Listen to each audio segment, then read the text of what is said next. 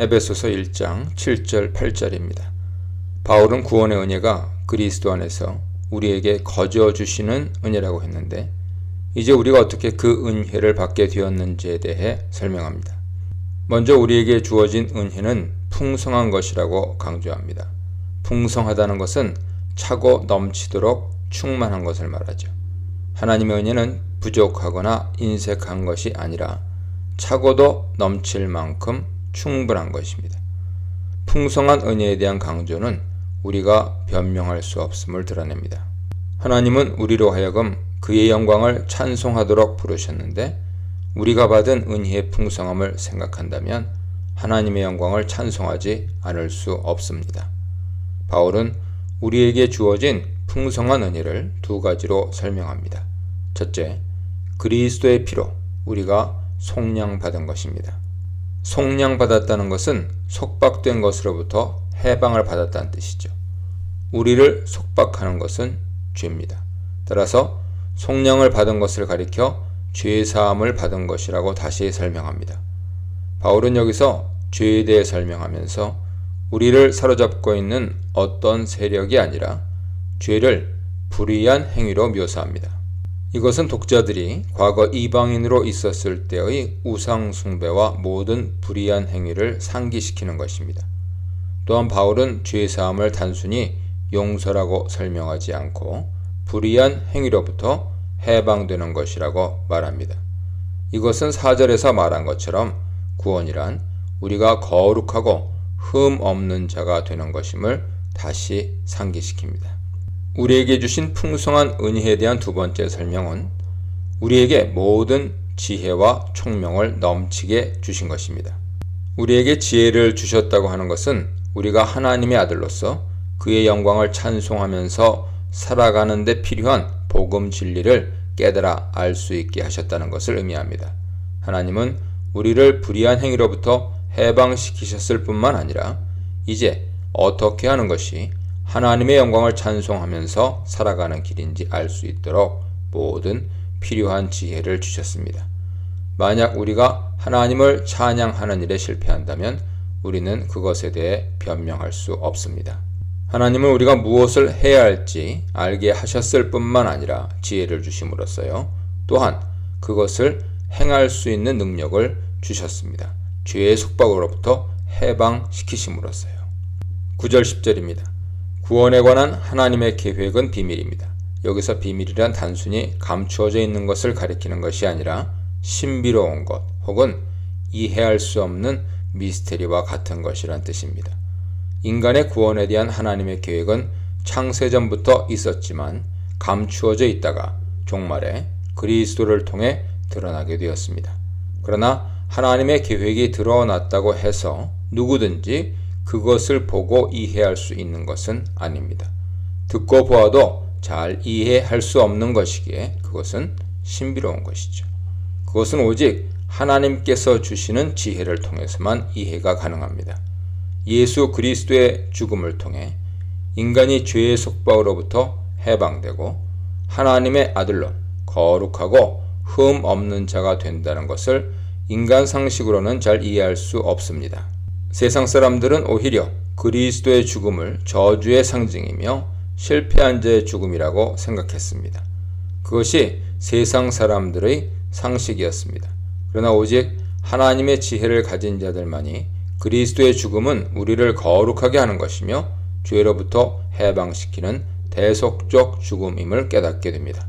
또한 하나님의 구원 계획은 그것이 이루어져야 할 적절한 때가 있다는 것도 우리는 알게 되었습니다.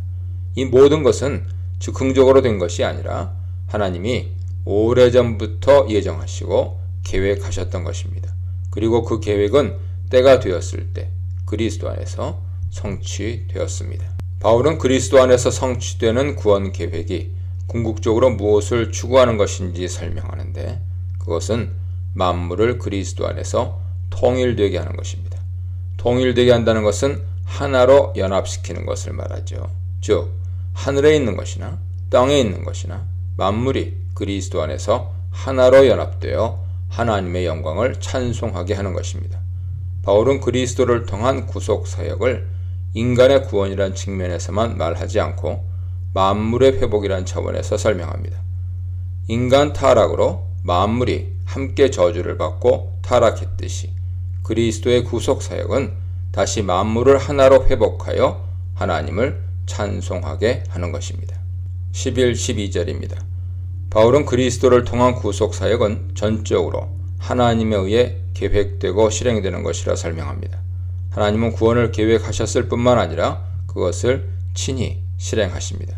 그의 뜻의 결정에 따라 라는 표현은 구원 계획이 하나님의 뜻에 따라 결정된 것임을 설명하죠. 반면에 일하시는 이의 계획을 따라 하는 말은 하나님은 계획하는 것을 친히 실행하시는 분이라는 뜻입니다.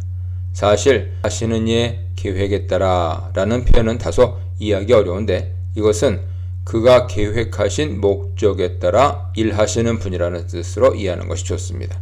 구원은 하나님의 의지와 뜻에 따라 결정된 것이며 동시에 하나님은 자신이 계획하신 대로 그 목적에 맞게 일하시는 분입니다. 구원은 다른 어떤 조건이나 환경의 영향을 받는 것이 아닙니다.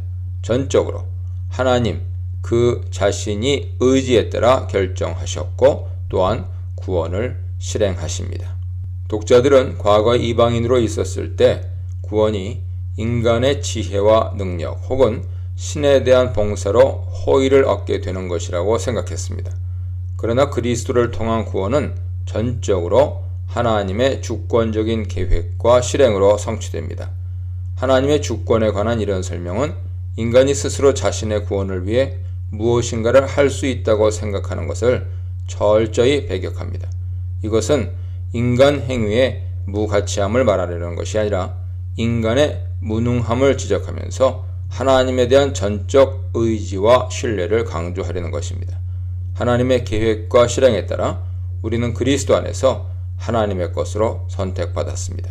하나님이 우리를 자신의 기업으로 삼으신 것은 우리로 하여금 하나님의 영광을 찬송하는 자가 되게 하기 위함입니다. 13, 14절입니다. 바울은 독자들이 복음을 듣고 믿고 성령을 받게 된 사실에 대해 설명합니다. 바울은 그들이 복음을 듣게 된 것도 그리스도 안에서 된 것이며 또한 그것을 믿고 성령을 받게 된 것도 그리스도 안에서 된 일이라고 설명합니다. 우리가 복음을 듣는 것과 그것을 믿게 된 것은 모두 그리스도 안에서 이루어진 일입니다. 그뿐 아니라 복음을 듣고 믿을 때 하나님께서 우리에게 성령을 주셨는데 그것도 그리스도 안에서 된 것입니다. 성령을 받은 자는 하나님의 것으로 인침을 받았다는 것을 증언하는 것이죠. 고대 사회에서 불에 달궈진 쇠로 주인의 낙인을 찍어 소유권을 표시했듯이 하나님은 우리가 자신의 소유물이라는 표시로 성령으로 인치셨습니다.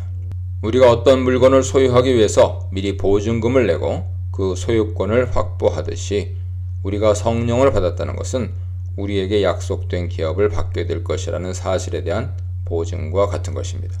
곧 하나님은 우리를 자신의 기업으로 삼으셨고 우리에게 기업을 주실 것이라고 약속하셨으며 그에 대한 보증으로 성령을 주셨습니다.